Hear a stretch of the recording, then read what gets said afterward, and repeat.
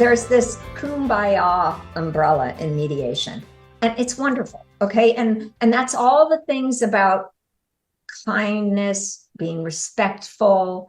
As a mediator, you're trained how to empathize, make sure your clients feel like they're heard. And all of that's very, very important, the kumbaya part.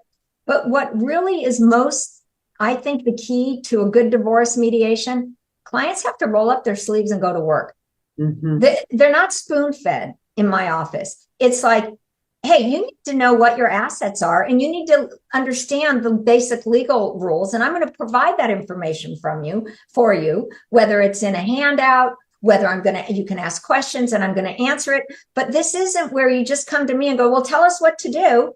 And a lot of people will come to mediation and they're kind of waiting for me. Okay, Terri, so what do we do now? I'm like, well, it doesn't matter what I think. Right. The goal, the two of you have to decide. Or Right. a client will send me an email and say, so Terri, what do you think we should do about this issue? And I'll say, well, I think that you should consider the legal information that I provided and the conversations that you've had. And we'll talk, you're going to, you have to convince your spouse, not me. And there are some clients that's very hard for them to grasp. They're constantly talking to me. Oh. They need to talk to each other. That's what matters. And I structure and facilitate their discussion. So a lot of times it's very challenging because clients, they don't know how to make proposals to each other. They don't know how to hear a proposal and respond without freaking out. And I have to say, okay, you don't want to do that. What do you propose? Right. Or what's acceptable about that? What isn't? How would you change that proposal to make it acceptable?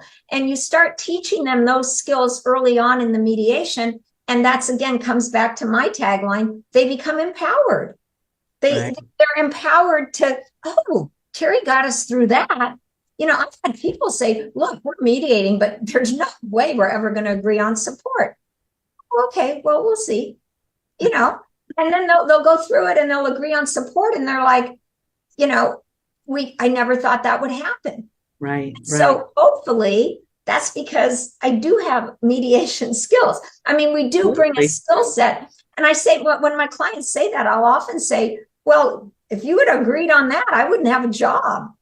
Why do you think there's mediators? If you don't come to mediation with an agreement. The other mistake clients make is that I've had them, they hire me, I give them their homework, which is, the inventory, the schedule of asset and debts, the income and expense.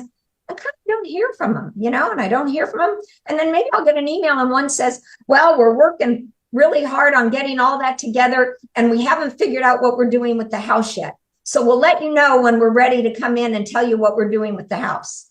And I'll be like, okay, that's why you hire me. Right. And I'll come back and I'll go, that's what we're going to be doing. And, so it's often there's so much education, not just about the law, but about process. And so a lot of times I've even had clients calling in and saying, look, I know you mediate, I can't mediate, but I'd like to at least meet with you, blah, blah, blah. Well, why can't you mediate? Well, we haven't agreed on everything.